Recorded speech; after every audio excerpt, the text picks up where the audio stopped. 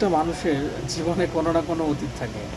হয়তো অনেকে সেটা প্রকাশ করে, হয়তো কারো কারো জীবনের গল্প অজানায় থেকে যায়, কিন্তু কষ্টটা রয়ে যায় বুকের সেই গভীর প্রান্তে। আসলেই আমরা জীবনে অনেক কিছুই করি, অনেক কিছু লাভ করি, আবার অনেক কিছু হারিয়ে ফেলি। আসলে আমাদের মাঝে অনেকে আছে যারা প্রিয় মানুষদের কাছ থেকে অনেক আগেই দূরে সরে চলে গেছেন, হয়তোবা কোনো কারণে, হয়তোবা কোনো অকারণে। এটা হতে পারে। প্রতিটি মানুষের জীবনের গল্প আসলে ভিন্ন রকম। কারো কারো অনেক সহজ, কারো কারো জীবনটা এবং জীবনের গল্পটা অনেক কঠিন। আসলে বাস্তবতা আপনাকে মেনে নিতে হবে। এই ধরেন, আমি যেমন প্রিয় মানুষ থেকে প্রায় 5 থেকে 6 বছর দূরে আছি। আসলে প্রিয় মানুষের বিয়ে হয়ে গেছে, শুনলাম কিছুদিন আগে সে ছেলে সন্তানের মা হয়েছে। এটা স্বাভাবিক। আসলে জীবন কারোর জন্য থেমে থাকে না। হয়তোবা আমি আমার প্রিয় মানুষকে আগলে রাখতে পারিনি, হয়তোবা আমার চেষ্টা কম ছিল। আসলে আমি আমার প্রিয় মানুষের কখনো দোষ দেব না, সম্পূর্ণ দোষ আসলে আমার। আমি মনে করি প্রত্যেকটা ছেলের, বিশেষ করে বেকার অবস্থায় আসলে আপনারা কখনো প্রেম করবেন না, প্রেমে কখনো জড়াবেন না। হয়তো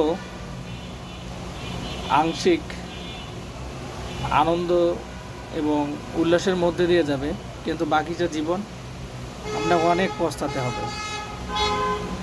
দেখুন, প্রত্যেকটা মেয়ের মা বাবা তারা অবশ্যই চাবে যে তাদের মেয়ে যেন ভালো থাকে, আর তারা অবশ্যই চাইবে একজন প্রতিষ্ঠিত ছেলের হাতে তার সে মেয়েকে তুলে দেওয়ার জন্য।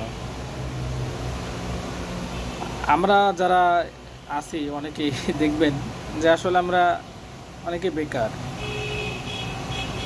অনেকে বেকার, কিন্তু কোনো না কোনো রিলেশনে জড়িয়ে আছি। হয়তোবা অনেকেই তাদের এই জীবনটা নিয়ে অনেক সাকসেস।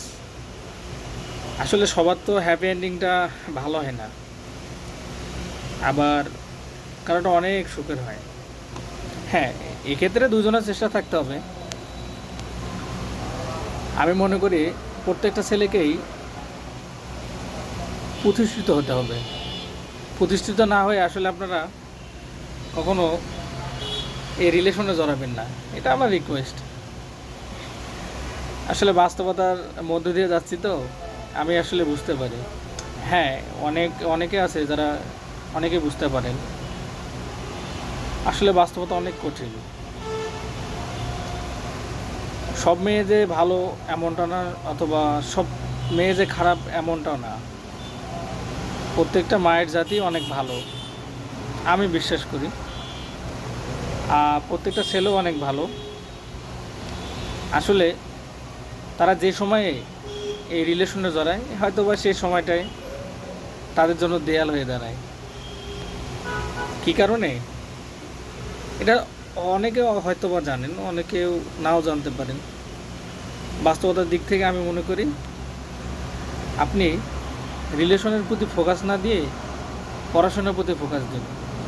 একটা যখন কাজের প্রতি ফোকাস দিবেন, তখন দেখবেন মেয়ের মা আপনাকে চয়েস করে নেবে, একজন মেয়েও আপনাকে চয়েস করে নেবে। কী কারণে? আপনার জব আছে। হ্যাঁ, আমি মনে করি আপনারা কাজের প্রতি ফোকাস দিন। আসলে সময় কাকে কখন কোন জায়গায় দাঁড় করাবে আসলে আমরা অনেকেই বুঝতেই পারি না। সময় বড় নিষ্ঠুর। আপনি আজ সময় অপচয় করবেন, ভবিষ্যতে সময় আপনাকে কষ্ট দেবে। হ্যাঁ, এটা আপনি অক্ষরে অক্ষরে প্রমাণ পাবেন।